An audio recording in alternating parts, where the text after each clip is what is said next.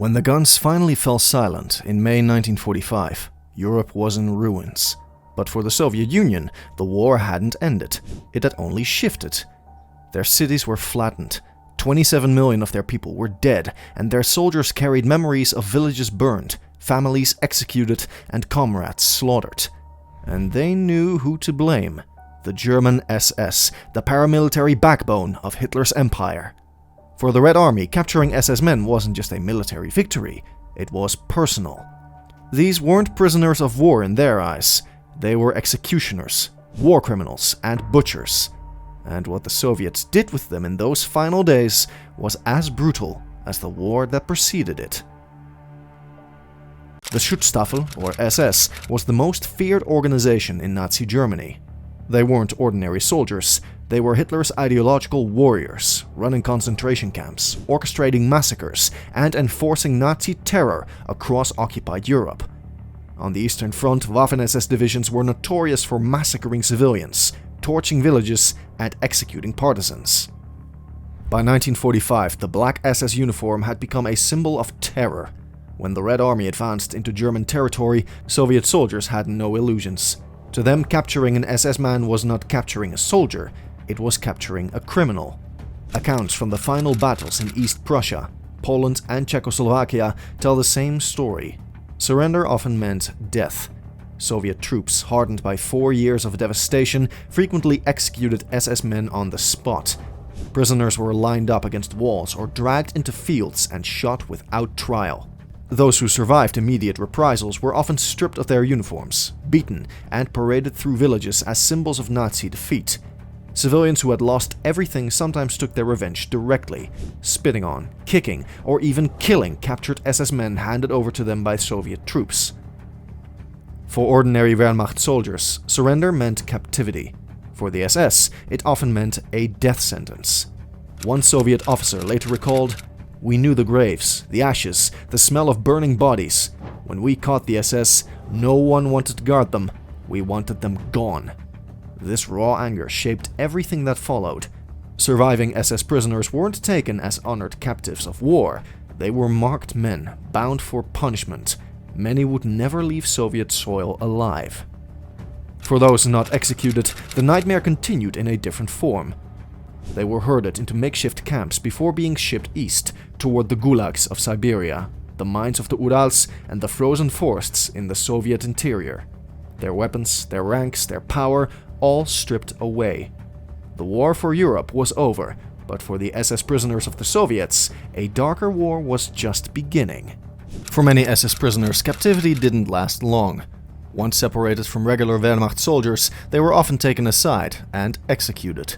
Reports describe Soviet units leading captured SS men into woods or ruins, lining them up and shooting them without ceremony. In some cases, they were killed in front of civilians as symbolic justice for the massacres carried out by SS units during the war. Entire groups of Waffen-SS men were wiped out this way. In Czechoslovakia and Hungary, Soviet forces carried out mass shootings of surrendered SS divisions. For the Red Army, this was not a war crime, it was revenge. Not all punishments were immediate executions. Some prisoners were humiliated first, stripped of their uniforms, forced to march through villages, paraded before the civilians whose homes and families they had destroyed. Locals spat on them, beat them, or pelted them with stones. To many survivors of Nazi occupation, watching SS men degraded in public was a form of justice. For the SS, whose black uniforms had once commanded fear, this was the ultimate reversal: the collapse of power, prestige, and terror. Those who survived the first wave of executions faced another fate: deportation east. Thousands of SS prisoners were shipped into the Soviet Union, herded into trains and taken to forced labor camps across Siberia, Kazakhstan, and the Urals. The Gulag system was infamous for its brutality. Prisoners were worked to exhaustion in coal mines, forests, and massive construction projects. Food was scarce, shelter was inadequate, and disease spread quickly. Many SS men starved or froze before the first winter was over. Historians estimate that tens of thousands of SS prisoners died in Soviet camps, their deaths unrecorded and unmarked. For the Soviets, their suffering was repayment for the horrors inflicted on the Eastern Front. Not every SS man vanished into the Gulag. Some were singled out for public trials. In Soviet cities like Kharkov, Kiev, and Minsk, captured SS officers were paraded before tribunals. The trials were often swift, heavily publicized, and designed as propaganda to highlight Nazi crimes.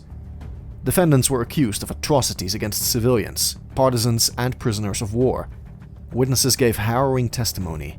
The verdicts were almost always the same: guilty. Sentences ranged from decades of hard labor to public execution by hanging.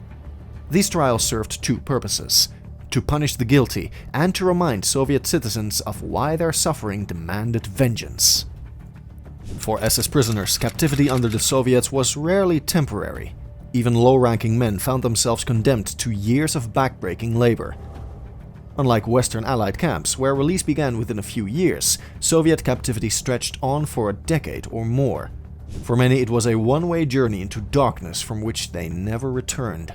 For most German soldiers captured in 1945, captivity meant a few years in Allied hands before release. But for SS men held by the Soviets, freedom remained out of reach. Many were sent deep into the USSR, where they spent not years, but decades behind barbed wire. The last significant group of SS prisoners weren't released until the mid-1950s, long after the war was over. Some weren't freed until 1955, when West German Chancellor Konrad Adenauer negotiated directly with Moscow for the return of thousands of surviving BOWs. By then, many were broken men, their health destroyed by years of starvation and labor. Inside the camps, survival was brutal.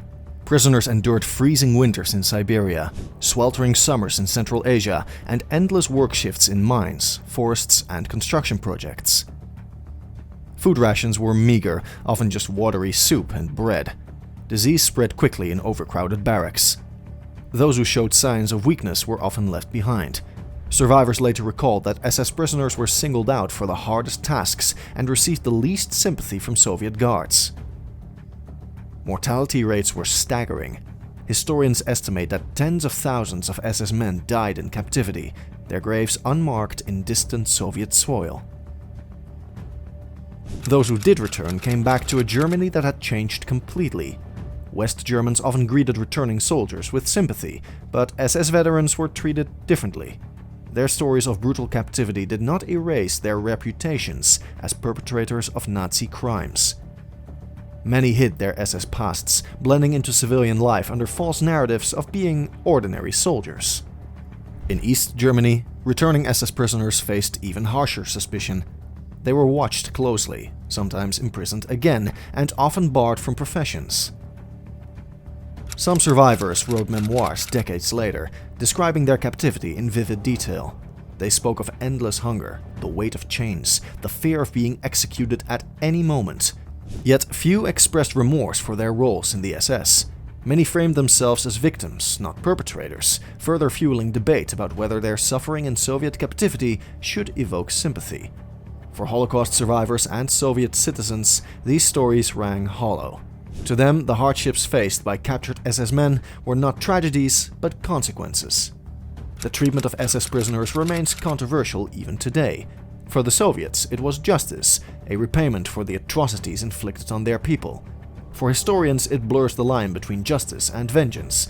While many SS men were guilty of crimes, others were low-ranking conscripts swept up in Nazi ideology. Yet, they all faced the same fate. In the end, what the Soviets did to the SS was not mercy, not forgiveness, it was retribution. The black uniforms that once inspired terror became death sentences. And for thousands of men, captivity in 1945 was not the end of war, it was the beginning of another nightmare that lasted a lifetime. What are your thoughts on this? Let us know in the comments below. And if you liked this video, don't forget to like and subscribe.